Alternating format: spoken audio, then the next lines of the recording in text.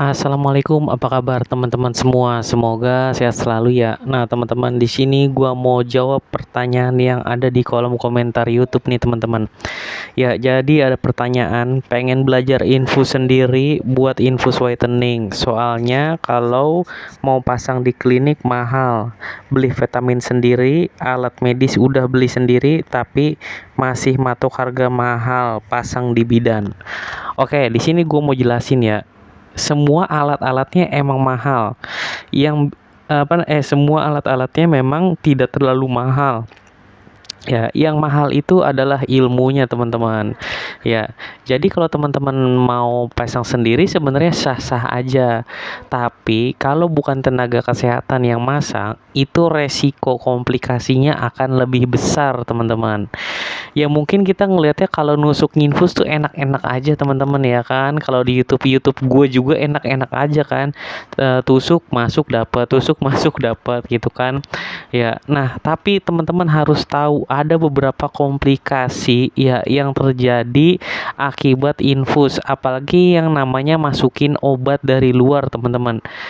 Nah, takutnya apa? Yang ditakutkan adalah ketika timbul alergi. Kalau kita masukin sendiri, ya sebagai orang awam, kita masukin obat, tiba-tiba timbul alergi. Alergi itu macam-macam, tiap orang responnya. Ada yang gatal-gatal, ada yang sampai bengkak-bengkak, bahkan ada yang sampai sesak napas. Pernah ada kejadian waktu gua lagi jaga di UGD, ya jadi pasiennya sampai sesak napas, akhirnya diintubasi sampai masuk ICU, teman-teman.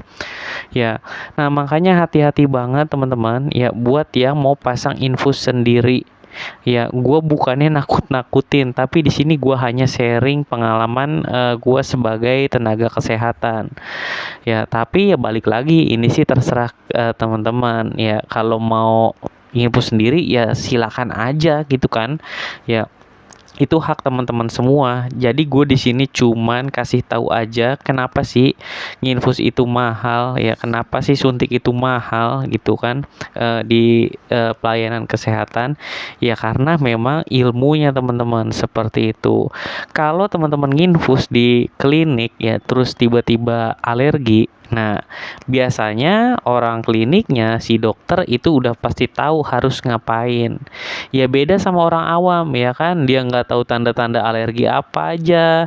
Yang penting pikirannya, yang penting vitamin masuk langsung putih. Ya gue di sini kebetulan kerja di klinik skincare, teman-teman. Ya, nah sebenarnya nggak ada patokan orang berapa kali infus itu bisa putih, mau pakai obat semahal apapun. Sepengalaman gue pribadi ya, selama gue kerja di klinik skincare. Jadi sebenarnya itu cocok-cocokan. Kalau teman-teman mau, teman-teman tuh harus rutin perawatan, bukan suntik-suntik aja. Yang namanya suntik, ya ketika obat udah masuk, ya nanti kalau udah berapa bulan gitu kan, bisa udah putih nih. Ya misalnya habis disuntik putih gitu, habis infus whitening putih, terus udah berapa bulan, pasti putihnya juga akan hilang lagi, teman-teman. Ya, jadi yang dibutuhkan, yang diinvestasikan untuk tubuh baiknya adalah perawatan diri, bukan sekedar obat-obatan. Karena ketika kita menggunakan obat-obatan, nah obat itu biasanya diekstraksi diabsorpsi di dua bagian tubuh, antara di hepar atau di ginjal. Nah, masing-masing obat itu beda-beda, teman-teman. Ya, jadi pasti salah satunya akan memperberat kinerja hepar atau ginjal tersebut, teman-teman. Seperti itu. Mungkin itu aja sih, teman-teman, sharing dari gua ya. Jadi saran gua ya, uang nggak seberapa daripada suntik-suntik vitamin atau nggak infus-infus whitening. Saran gue mendingan lakukan perawatan wajah, teman-teman, lakukan perawatan kulit ya, karena nggak yang instan itu, teman-teman, nggak akan bertahan lama gitu.